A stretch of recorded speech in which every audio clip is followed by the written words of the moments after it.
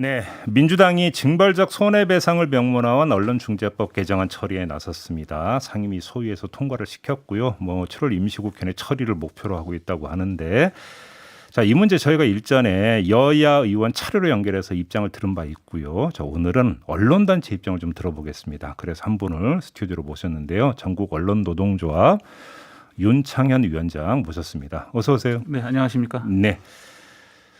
이 징벌적 손배제 도입을 두고 소잡는 칼 같다 이렇게 말씀하신 바가 있는데 어떤 의미로 하신 말씀이세요? 이거 제가 지난 3월에 네. 그 민주당 당시의 그 미디어 혁신기구 당내 기구 주최 토론에서 했던 드렸던 말씀인데 예. 이 언론을 규제하는 법률은 그 표현의 자유 그리고 언론 자유라는 헌법의 본질적인 가치 그리고 언론의 사회적 책임을 어떻게 규율할 것인가 하는 문제 사이에서 네. 균형점을 잘 찾아야 합니다. 그래서 자칫 제도를 잘못 만들게 되면 국민 기본권을 침해할 수 있는 우려가 있기 때문에 그런 부분에 있어서 굉장히 균형점을 잘 잡아야 하는데 당시 민주당이 6개 법률안을 한꺼번에 던지면서 굉장히 좀 질서 없는 형태의 이 징벌적 손배제 도입을 추진해 왔기 때문에 그런 부분에 대해서 이런 식으로 가면 법률적인 안정성을 크게 해치고 예. 국민 기본권 침해 우려가 상당히 커질 수밖에 없다라는 의미로 드린 말씀입니다. 그러면 하여간 언론노조 입장에서 네. 징벌적 손배제에서 가장 우려하는 지점은 어떤 지점이에요?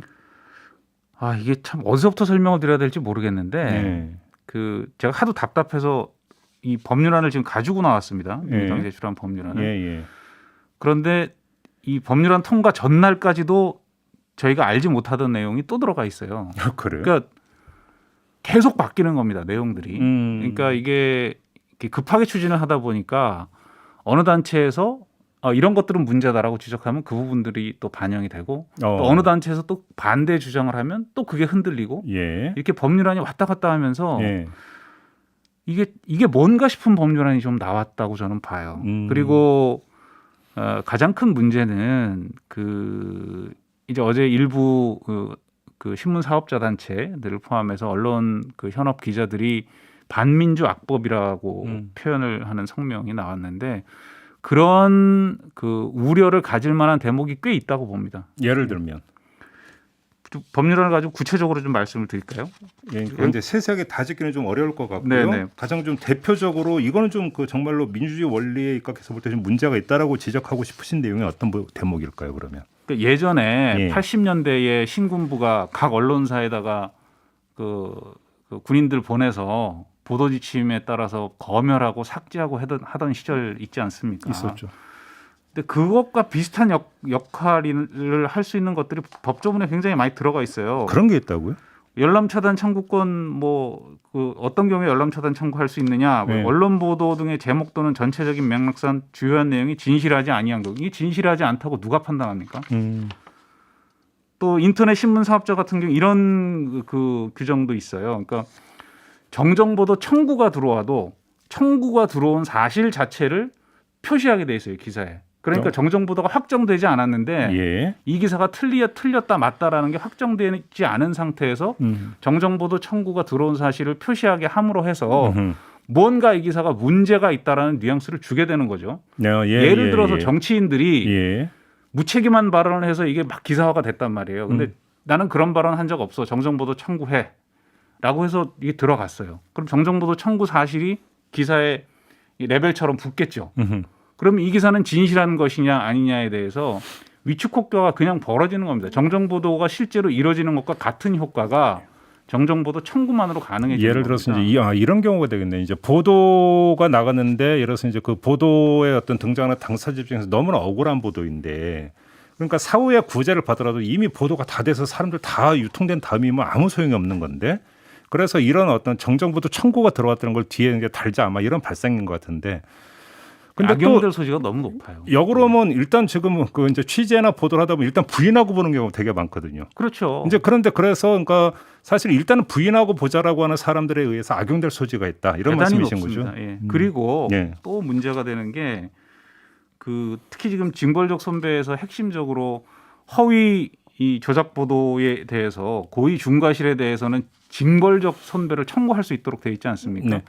근데 그게 허위 조작 그 중과실에 대한 추정 규정이 들어가 있어요. 저는 이 규정 전체가 추정 규정 전체가 문제가 되는데 네.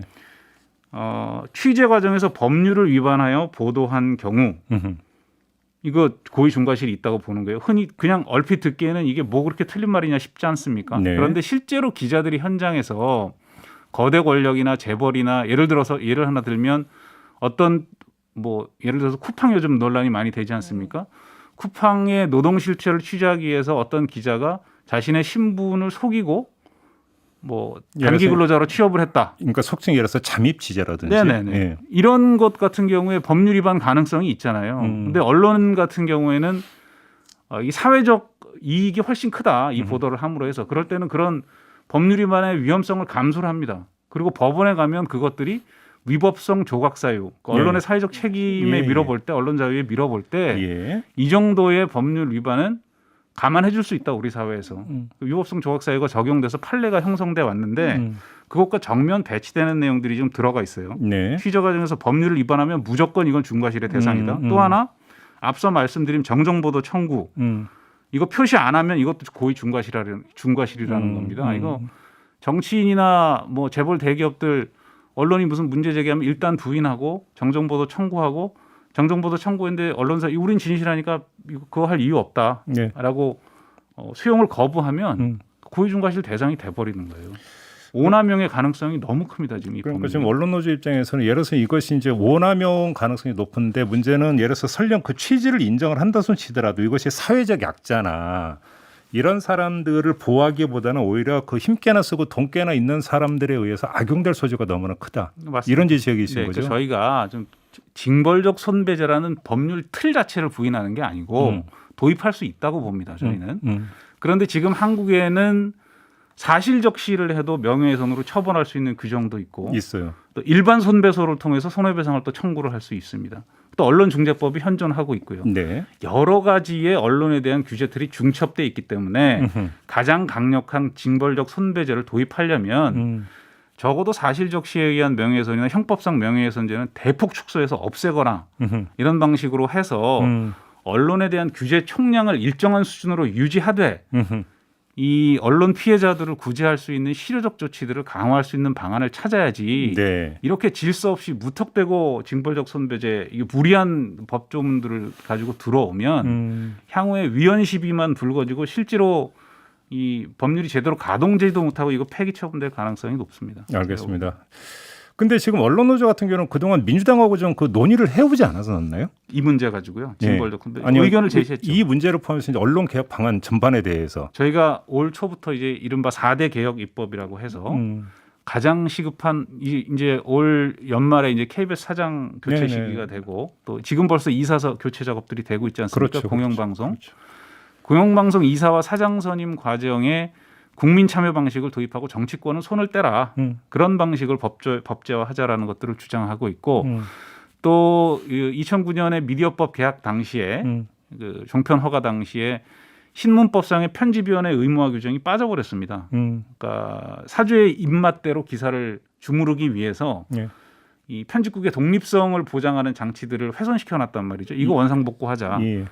등등등등 해서 4가지 법률안을 제시를 했는데 지금 그 과정에서 이제 징벌적 손배제 빼고 사실은 나머지 것들을 거의 입법 절차가 제대로 진행되지 않고 있습니다. 그렇죠. 근데 징벌적 손배제 관련해서는 언론 노조도 이제 입장을 냈을 거 아닙니까? 좀 조율이나 어떤 접점을 찾는 과정이 없었습니까? 그 일부는 저희가 이제 이번 법률안에 보면 그 고위공직자나 대기업, 정치인들에 대해서는 해할 목적이 있을 경우에 징벌적 손배제를 청구할 수 있다 이런 조항이 들어가 있는데 저희는 원칙적으로 권력 감시 또 이 자본 견제 이런 기능들을 훼손하지 않기 위해서 그런 대상들은 아예 징벌적 손배 대상에서 제외해야 된다 이런 입장을 견지한 바가 있습니다. 그러면 이제 그것만 좀 받아들인 다음에 일단 큰 틀에서 한번 조정을 해볼 수 있다는 입장을 냈는데 지금 이렇게 왔다라는 말씀이신가요? 예, 좀 무리한 법률안이 좀 전개되고 있다고 생각을 하고 이 말씀을 좀 꼭 드리고 싶어요. 네. 만약 이런 형태의 법률안을 국민의힘이 입법했다고 하면 민주당이 어떤 입장을 취했을까?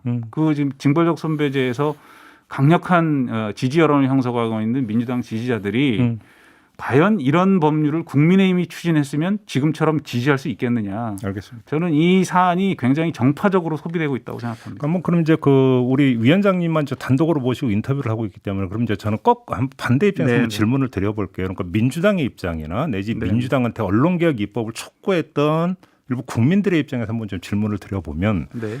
지금 한국의 언론의 어떤 보도에서 이제 질이 떨어지는 보도가 너무 많고 네. 오보도 너무 많고 네. 오보를 넘어서 의도성을 가지고 해 들어가는 보도도 많고 네. 그럼 손 놓고 있으란 말이냐.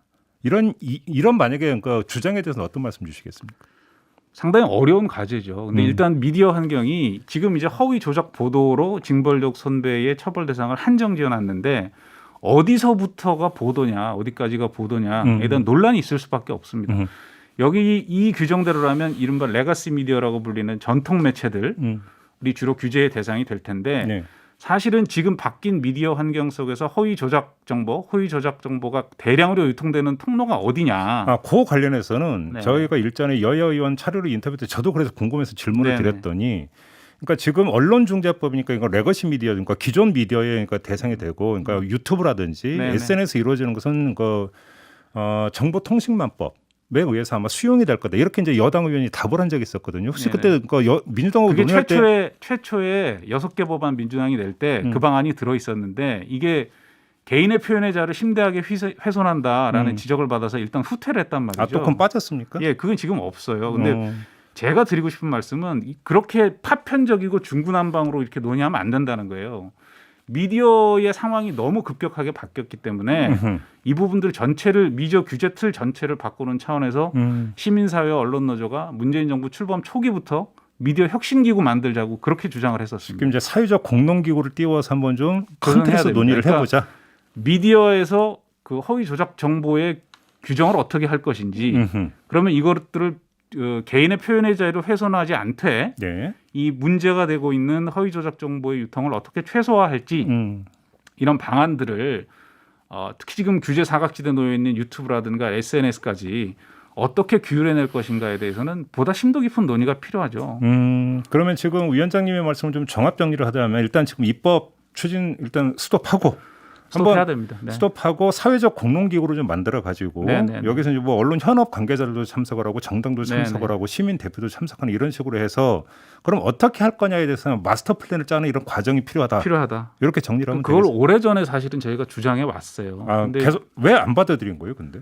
그래서 저희가 지금 문재인 정부 이후에 지지부진한 언론 개혁의 방향성이 뭐냐라고 계속 질문을 하고 몇 달째 이른바 그중에 지금 가장 시급한 4대 개혁 입법에 대해서 먼저 좀 추진을 하자 이거라도 도저히 안 되면 특히 공영방송 지배구조 문제는 지난 여기 MBC였으니까 MBC 얘기 잠깐 드리면 짧게 좀 거의 마무리해야 될 시점이라. 네. 그 정치권이 권력이 바뀔 때마다 MBC, KBS 사장 이사들 자리 두고 자리 다툼하면서 얼마나 언론을 심각하게 망쳐왔습니까? 이런 정치와 언론의 관계를 좀 제대로 정립하고 끊어낼 거 끊어내는 그런 역사의 좀 마무리를 좀 지어야죠. 그래야 다음 개혁으로 나갈 수 있지 않겠습니까? 지난 대선 때 약속했던 내용이기도 하죠. 약속했는데 안 지키고 있지 않습니까? 그러니까요. 왜 안 지킨다는 얘기를 혹시 설명을 들으셨습니까? 말은 하겠다고 그러는데 이 징벌적 손배제 소위 통과하니까 뭐 민주당 미디어 혁신위원회 2주 동안 회의 안 한다고 그러더라고요. 제가 들으니까. 그러니까 저도 좀 뭐라고 했더니 뭐 후순이고 별로 검토도 안 하고 있다는 얘기를 저도 들은 바가 있었거든요. 네. 미디어 말은 하겠다고 하는데 당내 단일안 만드는 논의가 지금 전혀 진척이 없는 걸로 제가 파악을 하고 있습니다. 알겠습니다. 자, 언론도 이런 입장을 민주당에서 어떻게 이제 반응을 또 할지 좀 지켜보도록 하고요. 오늘 말씀은 여기서 마무리를 해야 될 것 같습니다. 고맙습니다. 감사합니다. 네, 지금까지 윤창현 전국 언론 노동조합 위원장이었습니다.